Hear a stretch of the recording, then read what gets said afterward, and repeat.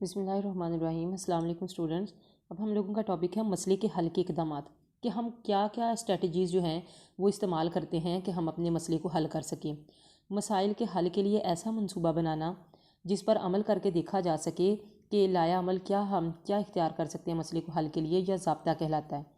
गोया जो लाया अमल होता है वो ऐसा बाज़ाब्ता तरीका है जिसमें मुनज़्ज़म मुमकिन हल आज़माए जा सकते हैं कि क्या मुनज़्ज़म तरीका है, किस तरीके से हम अपने मसाइल को जो है वो हल कर सकते हैं ताकि वो दुरुस्त और काबिल कबूल हल की जो है वो तस्दीक भी हो सके कि जो हल हमने निकाला है अपने प्रॉब्लम का वो सही भी है, दुरुस्त है और काबिल कबूल भी है, उसमें कोई प्रॉब्लम नहीं है। मसाइल को हल करने के लिए सबसे पहले मसाइल की शनाख्त और वजाहत की जाती है कि मसला है क्या, उसको एलेबोरेट किया जाता है। सबसे पहले आ जाता है मसले का बयान। माहिरीन का कहना है कि मसले को हल करने के लिए ज़रूरी है कि इसे दुरुस्त तरीके से बयान किया जाए। मौजू तरीके से बयान किया गया मसला और गैर मौजू तरीके से बयान किया गया मसला। मसले को महज बयान करने के अंदाज से इसकी नोयत बदल जाती है। मसलन गाड़ी स्टार्ट नहीं हो रही, लिहाजा कॉलेज कैसे जाया जाए। 12वीं जमात में तलबा के मजमूई नंबरों की औसत क्या होगी। कायदा से मेरिट स्कॉलरशिप कैसे हासिल किया जा सकता है। रोल नंबर स्लिप गुम हो गई है, कहाँ से तलाश करें। इस तरह के मसाइल में बुनियादी और मकसदी पहलू वाज़ेह होते हैं, इसलिए ये भी वाज़ेह हो जाता है कि मसले को हल कैसे किया जा सकते हैं। मसाइल के हल में ये पहला मरला होता है कि इस मसले की शनाख्त की जाती है, तशख़ीस की जाती है कि क्या वाक़ई को मसला है या नहीं। अगर मसला अछूता या मुनफरद हो तो फिर उसके रास्ते में जो हाइल रुकावटें हैं उनको देखा जाता है कि इसके कौन सी ऐसी चीज़ें हैं जो उसकी राह में रुकावट जो है वो बन रही हैं और उसको कैसे हैंडल किया जा सकता है। उसके बाद है मसले की वजाहत। रेटमैन का कहना है कि मसाइल की इकसाम दो तरह की इकसाम है, ऐसे मसाइल जिनकी बखूबी तशरीह की जा सके और ऐसे मसाइल जिनकी तशरीह ना की जा सके। दूसरी किस्म से मुतलका मसाइल के हल में ज़्यादा वक्त लगता है जिसकी हम तशरीह ना कर सकें।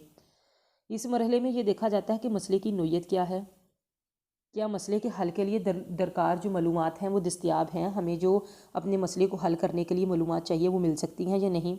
मसले का तयन हो जाने के बाद इसे बयान करना या इसकी वजाहत करना आसान हो जाता है। जब हम बता देते हैं कि प्रॉब्लम क्या है तो फिर ज़ाहिर है उसको एलेबोरेट करना ईजी हो जाता है।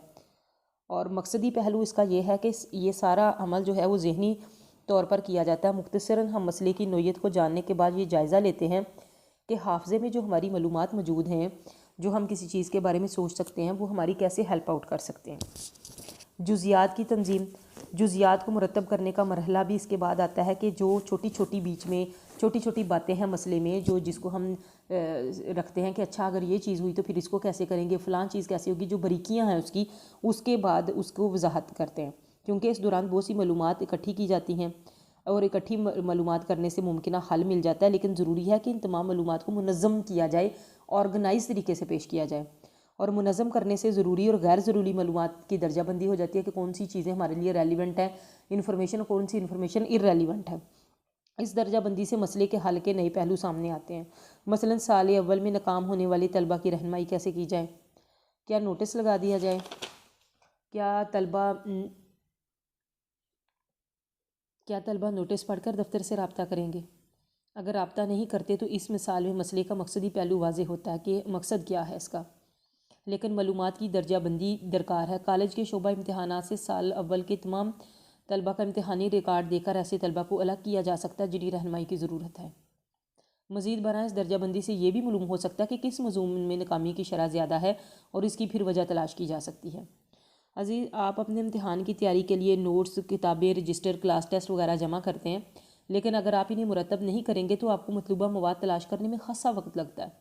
लेकिन जब आपने हर मजमून से मुतलका मवाद किसी एक फ़ाइल, बैग या दराज में रखते हैं तो मुश्किल नहीं होती, बल्कि गैर मुतलका मवाद को छांटना भी आसान हो जाता है कि कौन सी चीज़ें रेलिवेंट है, कौन सी इररेलिवेंट है। मसाइल के हल में भी यही चीज़ होती है कि हमें सारी चीज़ों को नोयत को सामने रखना पड़ता है। मसाइल की नोयत के मुताबिक हम बाज़ औक़ात ज़हनी तस्वीर कशी करते हैं, बाज़ औक़ात तख़य्युल का सहारा लेते हैं, अपने सोचों में उसको सोचते हैं, कभी अदाद व शुमार से मदद लेते हैं और कभी गुफ्तगू से उसके बारे में जानने की कोशिश करते हैं। कुछ उसके तरीके हैं जो मुतज़्ज़ल हैं। सबसे पहले हल की गारंटी। ये मसाइल हल करने का ऐसा लाइल-अमल है जिसमें यकीनी हल की गारंटी पाई जाती है। इस तरीका कार में बाज़ाब्ता तौर पर तफ्तीश की जाती है, इन्वेस्टिगेट किया जाता है कि तमाम मुमकिन हल जो है ना, जितने भी उसके हल हो सकते हैं प्रॉब्लम के, वो भी ज़ेर बहस आते हैं और फिर हतमी नतीजे के बाद जो कोई मोस्ट सूटेड जो हल होता है कोई एक, वो निकाल लिया जाता है। लेकिन इस तरीके में टाइम बहुत लगता है। दूसरा है खुद आजमाइशी का तरीका। یہ ایسا طریقہ کار ہے جس میں وقت کی بچت یقینی ہے۔ اس میں مسئلے کو ممکنہ حل کے لیے مفروضے وضع کیا جاتے ہیں، مفروضہ بنایا جاتا ہے کہ فرض کریں ایسے کر لیا تو فرض کریں ہم ایسے کر لیں، اور ان کا باری باری جائزہ لیا جاتا ہے، اور جو ہمیں خود کو صحیح لگتا ہے نا کہ یہ چیز ٹھیک ہے، امکانات کو پرکھنے کی بجائے عقلی طور پر اس کا طریقہ جو ہے وہ دیکھا جاتا ہے، اس کو اپنا لیا جاتا ہے۔ فیلمین کہتا ہے کہ مسئلہ اگر سادہ ہو تو عام طور پر طویل مدت حافظے کی بازیافتے اس کا حل نکل آتا ہے، یعنی جو ہماری لانگ ٹرم میموری میں جو چیزیں اسٹور ہوتی ہیں ہم اسی سے کام لے کے انہوں نے انفارمیشن کو یوٹیلائز کر کے اس کے بارے میں سوچ بچار کر کے ہم حل نکال لیتے ہیں۔ ادروائز صحیح و خطا کا طریقہ، یعنی پہلے آپ کو سوچتے ہیں کہ یہ چیز ٹھیک ہے، پھر آپ کو اس میں کوئی پرابلم نظر آتا ہے، وہ طریقہ چھوڑ کے دوسرے میں کوئی مسئلہ نظر آتا ہے، اور اس طریقے سے آخر کار آپ جو ہے وہ حل نکال لیتے ہیں کسی چیز کا۔ اور اس کے بعد ہے ورکنگ بیکورڈ۔ اس طریقہ کار کو ریاضی سے متعلقہ مسائل کو حل کرنے کے لیے استعمال کیا جاتا ہے۔ اس میں حتمی مقصد سے متعلق ذیلی مقاصد بنائے جاتے ہیں کہ یہ ہمارا حتمی مقصد یہ ہے، لیکن اس کے انڈر یہ چیزیں بھی موجود ہیں، اور سٹیپ بائی سٹیپ جو ہے وہ ہم اس تک آتے ہیں۔ خیالات کی یورش، اس سے مراد ذہن میں آنے والے خیالات کا بلا روک ٹوک اظہار کرنا۔ جب کوئی مسئلہ درپیش ہو تو فرد سوچ بچار کرتا ہے، اس کے حل کے طریقے نکالتا ہے، امکانات پر غور کرتا ہے۔ ان میں سے کچھ جو امکانات جو طریقے ہوتے ہیں وہ منطقی ہوتے ہیں، یعنی لاجیکل ہوتے ہیں، وہ سمجھ میں آتے ہیں، لیکن کچھ ان لاجیکل ہوتے ہیں جو بھی سمجھ میں نہیں آتے، اور ان سے تمام امکانات اور اس سے متعلقہ خیالات کا جو طریقہ ہے کہ ہم اپنے خیالات کا اظہار کرتے ہیں، اچھا ایسے کر لیں، اچھا یہ چیز کر لیں، اس چیز کو برین سٹارمنگ کہا جاتا ہے۔ اس طریقہ کار میں فرد سے کہا جاتا ہے کہ مسئلے کے حل سے متعلقہ جو بھی بات اس کے ذہن میں آئے اسے درج کرے۔ اس وقت خیالات کے قابل عمل ہونے کا تجزیہ نہ کرے تاکہ خیالات کے بہاؤ میں کوئی رکاوٹ نہ آئے۔ اس طریقہ کار میں خیالات کی یورش کو، یعنی جو خیالات کی یلغار ایک ہو رہی ہے، وہ بلا روک ٹوک جو آئے جا رہے ہیں، ان کا باری باری جو ذہن میں چیزیں آتی ہیں ان کا تجزیہ کیا جائے تاکہ وہ نئے پہلو اس کے سامنے آئیں، اور اس طریقہ کار میں پہلے خیالات کا طوفان برپا کر لیا جاتا ہے اور بعد میں خیالات کا جائزہ لیا جاتا ہے کہ کون سی چیز بہتر تھی۔ مباحثہ، بحث و مباحثہ بھی ایک عام پہلو ہے۔ مسئلے کی اہمیت کے پیش نظر فرد اسے حل کرنے کی کوشش میں لگ جاتا ہے۔ کبھی مسائل کی نوعیت گروہی کوششوں سے سمجھی جاتی ہے، یعنی گھر والے سارے مل بیٹھ کے یا فیملی ممبر اکٹھے بیٹھ کے اس کے بارے میں، ایسی کوشش میں جب گروہ میں ہوتی ہے تو سوچ بچار جو ہوتی ہے نا کہ میں کیا سوچ رہا ہوں، مجھے لگ رہا ہے یہ چیز ایسے ہے، اس کی آواز بلند ہو جاتی ہے، بندہ اونچی آواز میں دوسروں کے سامنے دلائل کا، پھر وہ جو چیز پیش کرتا ہے کچھ اس کے فیور میں جاتے ہیں، کچھ اس کے اگینسٹ جاتے ہیں کہ یہ چیز ایسے نہیں، اس طرح سے ہے۔ اور اس مباحثے کا مقصد ایک دوسرے کو لفاظی سے مروب کرنا نہیں ہوتا، بلکہ اس کا مطلب بہترین حل تلاش کرنا ہوتا ہے۔ آموزش میں معاونت، اس طرح سے مراد ہے سیکھنے کے عمل میں تعاون کرنا۔ مسائل کے حل میں دوسرے افراد کی مدد کرنا، ہیلپ آؤٹ کرنا معاونت کہلاتا ہے۔ جب ہم مسائل میں گھرے افراد کی مدد کرتے ہیں یا ان سے تعاون کرتے ہیں تو دوسرے افراد زیادہ آسانی سے اپنے مسائل کا حل تلاش کر لیتے ہیں۔